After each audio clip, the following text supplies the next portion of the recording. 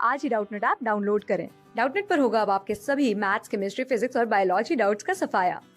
बस अपने क्वेश्चन की फोटो खींचो, उसे क्रॉप करो और तुरंत वीडियो सोल्यूशन पाओ। Download now.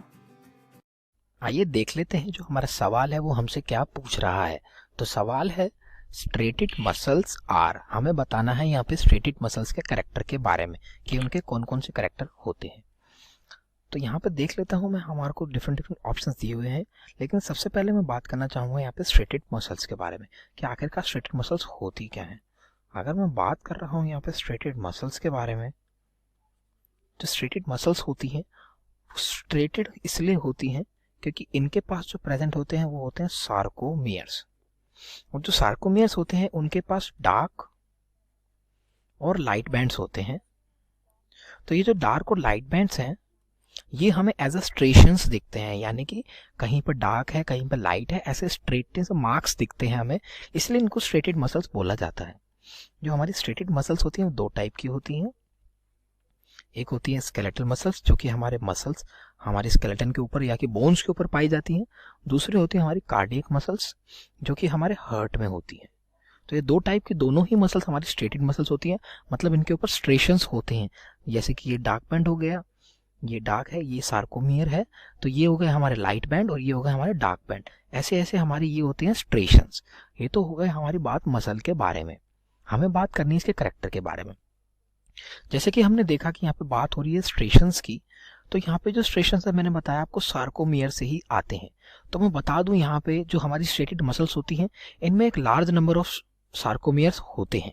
अब लार्ज नंबर ऑफ सार्कोमियर्स होंगे तभी तो उनके अंदर ज़्यादा से ज़्यादा स्ट्रेशंस आएंगी।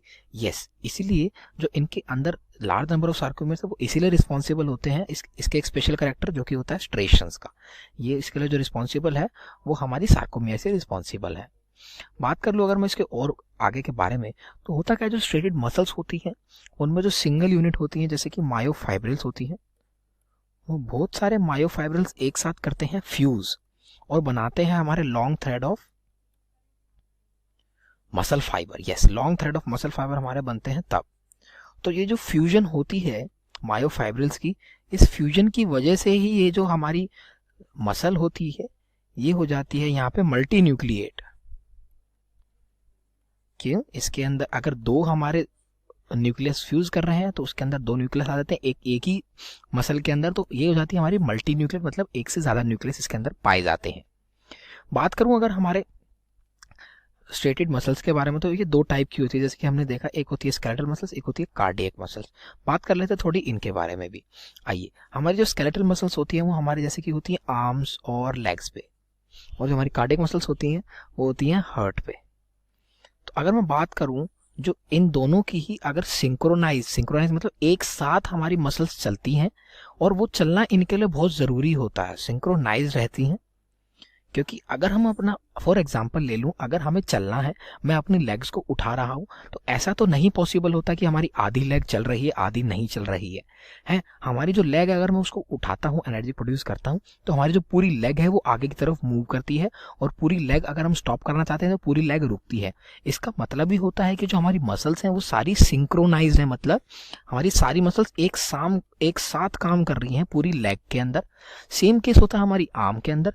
हम चाहें कि हमारी आर्म का आधा हिस्सा रुक जाए आधा चलता रहे, तो ऐसा नहीं हो सकता, क्योंकि हमारी जो आर्म्स की मसल्स होती हैं वो सिंक्रोनाइज्ड होती हैं। सिंक्रोनाइज्ड का मतलब सारी एक साथ चलती हैं और एक साथ ही रुकती हैं। सेम ही मैं बताना चाहूँगा हार्ट के बारे में। जो हमारा हार्ट है उसकी मसल्स भी सारी एक साथ ही काम करती हैं, लेकिन जो यहाँ पे बता दूं जो डिफरेंस यहाँ पे आता है वो इतना ही आता है इन दोनों मसल के बीच में, कि जो हमारी आर्म्स और लेग्स की मसल्स होती हैं वो वॉलंटरी होती हैं, और हार्ट की मसल्स होती हैं हमारी इनवॉलंटरी, मतलब हार्ट की मसल्स को हम कंट्रोल नहीं कर सकते, वो अपने आप ही ऑटोनोमस चलती हैं, लेकिन चलती हैं वो सिंक्रोनाइज वे में ही। तो ये तो हमने बात कर ली कैरेक्टर्स के बारे में स्ट्रेटेड मसल्स के। आइए देखते हैं कौन कौन सा कैरेक्टर यहाँ पे प्रेजेंट है। ऑप्शन ए कह रहा है सिंसिटियल, जो कि होता है सिंक्रोनाइज वे में, मतलब सारी एक साथ चलती हैं। मल्टी न्यूक्लिएट मतलब एक से ज्यादा उनके पास न्यूक्लियस होते हैं, वो हमने बताया, क्योंकि जो हमारी मायोफाइब्रिल फ्यूज होते हैं उनकी वजह से वो मल्टी न्यूक्लिएट होती हैं। और थर्ड हमारा with large number of sarcomere, जैसे कि मैंने बताया जो स्ट्रेशंस होती है वो इन सार्कोमियर की वजह से ही प्रेजेंट होती है। इसलिए जो हमारा राइट ऑप्शन हो जाता है यहाँ पे वो जाता है option D, that is all of the above. Thank you. Class 6 से 12 से लेके नीट, IIT, JEE मेंस और एडवांस के लेवल तक 10 मिलियन से ज्यादा स्टूडेंट्स का भरोसा। आज ही डाउनलोड करें डाउटनेट ऐप या व्हाट्सएप कीजिए अपने डाउट्स 8400 400 400 पर।